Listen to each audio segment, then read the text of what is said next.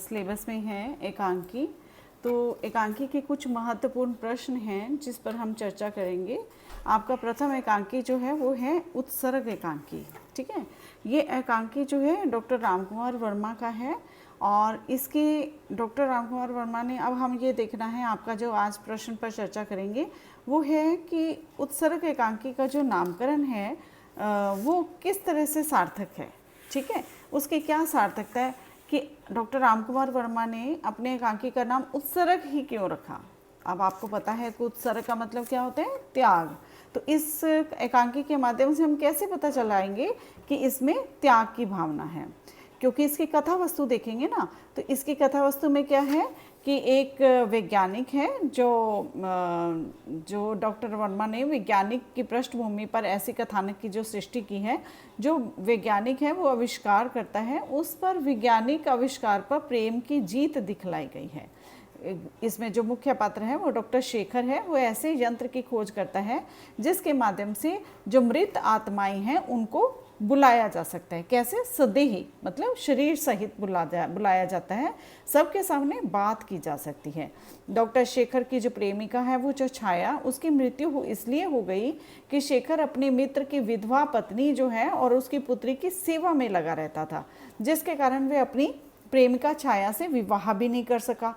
और वही मृत छाया जो है उसकी आत्मा जो मृत छाया की जो आत्मा है वो उसको वो यंत्र के माध्यम से सशरीर धारण करने के लिए उपस्थित करता था। अब वह मांग करती थी डॉक्टर शेखर से कि इस यंत्र को नष्ट कर दो, तभी तुम्हारी पुत्री जो मंजुल है वो उसकी जीवन की रक्षा हो सकती है। तो ये थोड़ी सी मैंने आपको कथा वस्तु बताई है, सारांश बताया है। अब हम इस सारांश के माध्यम से ये देखेंगे कि इसका नामकरण कैसे उचित है। ठीक है, यहाँ प्रश्न पर चर्चा है कि डॉक्टर रामकुमार वर्मा जो हैं, पहले उसके बारे में हम थोड़ा सा बताएंगे कि इन्होंने हिंदी साहित्य में एकांकी को स्वतंत्र विधा के रूप में स्थापित करने का डॉक्टर रामकुमार वर्मा को गौरव प्राप्त हुआ है। इन्होंने पाश्चात्य नाटक तत्वों से भारतीय सिद्धांतों का समावेश करके एकांकी लेखन को मौलिकता प्रदान की है और इनके द्वारा ऐतिहासिक और सामाजिक स्तर पर त्याग, बलिदान, उदारता, क्षमा, सेवा, कर्तव्य निष्ठा आदि ये जो आदर्श हैं इनको अपनी रचनाओं के एकांकियों के माध्यम से मुखरित किया है। इनका एकांकी साहित्य जो है काफ़ी विपुल है, इसमें सभी प्रकार के एकांकी जो हैं वो समाविष्ट हैं। अब हम ये देखते हैं कि उत्सर्ग एकांकी के बारे में, इसका नामकरण की क्या सार्थकता है। उत्सर्ग एकांकी जो है डॉक्टर रामकुमार वर्मा का एक वैज्ञानिक एकांकी है और इसके कथानक के अनुसार डॉक्टर शेखर निरंतर अनुसंधान करने के बाद वे एक ऐसे वैज्ञानिक यंत्र एपराटस का आविष्कार करता है जिससे मृत आत्मा को सशरीर बुला करके उसी यंत्र के द्वारा वो बुलाता है, परंतु अंत में वह अपनी पुत्री मंजुल जो है उसकी प्राण रक्षा के लिए उसी यंत्र को नष्ट भी कर देता है। इस प्रकार प्रस्तुत एकांकी का जो कथानक है वो बहुत संक्षिप्त है, रोचक है और उसके नामकरण की जो सार्थकता है वो निम्न बिंदुओं के माध्यम से हम विवेचित करेंगे। सबसे पहला है सुखमय जीवन का उत्सर्ग।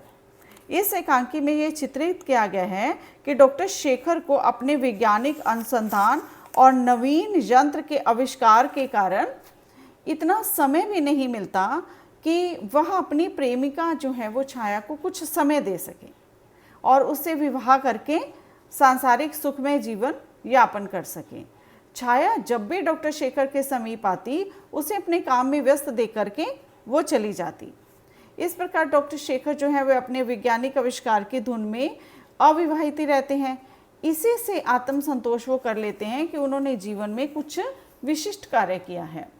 इस तरह वो आत्म सुख का परित्याग करने से अर्थात सुखमय जीवन का उत्सर्ग करने की व्यंजना होने पर भी प्रस्तुत एकांकी की कथा वस्तु के आधार पर इसका नामकरण जो है सर्वथा सार्थक उचित है। मतलब उनको लगता है कि मैं कुछ तो सही कर रहा हूँ, चलो मैं अपनी प्रेमिका को समय नहीं दे पा रहा, लेकिन मैंने आत्म सुख के लिए मैंने विज्ञान आविष्कार भी किया और अपने जो मित्र हैं उसकी विधवा पत्नी जो है और उसकी बेटी को मैंने उनका ध्यान भी रखा, तो इसलिए उनको लगता है कि मेरा जीवन कुछ सार्थक है, इसलिए वो अपने जीवन के सुख का त्याग कर देते हैं। दूसरा क्या है, मित्र की खातिर उत्सर्ग। वैज्ञानिक डॉक्टर शेखर के एक परम मित्र हैं, उसका असामयिक निधन हो जाता है, मतलब समय से पहले ही निधन हो जाता है, और उसके मित्र की विधवा पत्नी और उसकी पुत्री की वो देखभाल और उसकी सेवा में लग जाते हैं। इस संबंध में वो अपनी प्रेमिका छाया से भी कहते हैं कि तुम्हारी ओर देखकर मैं अपना सेवा व्रत से डिग ना जाऊं, इसलिए मैं अपने मित्र की पत्नी की ओर उदासीन ना हो जाऊं। मतलब उसको देख करके कहते कि जो मेरा कर्तव्य है मैं अपनी कर्तव्य से विमुख ना हो जाऊं, इसलिए वो उसकी तरफ ध्यान नहीं देते। इसलिए वो कहते कि मैंने अपना सारा सुख, सारा आनंद एक देवी के पावन चरणों में रख दिया है और इसका कोई अर्थ भी नहीं निकल सका। मित्र की पत्नी में वो माँ की छाया देखी और मंजुल जो उसकी पुत्री है उसको वो अपनी पुत्री के समान मानते हैं। तो कहते हैं कि क्या इस विषमता से मेरा जीवन व्यर्थ समझा जाए? अगर मैं ये त्याग कर रहा हूँ उनके लिए तो क्या ये मेरा जीवन व्यर्थ है? वो अपनी प्रेमिका से ये बात कहती हैं। और फिर कहते हैं कि मैंने अपना सारा सुख, सारा आनंद एक देवी के चरणों में रख दिया है, तो इसका मतलब क्या है कि मेरे जीवन का कोई अर्थ नहीं है।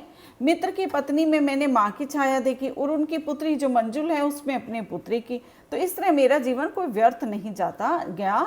इस कथन से ये स्पष्ट हो जाता है कि वैज्ञानिक शेखर जो है वो अपने मित्र के प्रति आस्थावान होने पर और मित्र की विधवा पत्नी और पुत्री की खातिर अपनी प्रेम का जो छाया से विवाह नहीं कर पाते। इस तरह वो अपने सुख जो है वो आनंद, सुख और आनंद का जो मित्र की खातिर और मित्र के परिवार की खातिर उत्सर्ग कर देते हैं। ये उनकी भावनात्मक कमजोरी भी है और कर्तव्य निष्ठा भी। ठीक है, कर्तव्य है ना अपने मित्र का ध्यान रखना, मित्र के परिवार का, तो एक कर्तव्य का ध्यान पालन किया उन्होंने। इस तरह से व्यंजना होने पर एकांकी का उत्सर्ग नामक नामकरण जो है वो सर्वथा सार्थक है। उत्सर्ग में त्याग करना।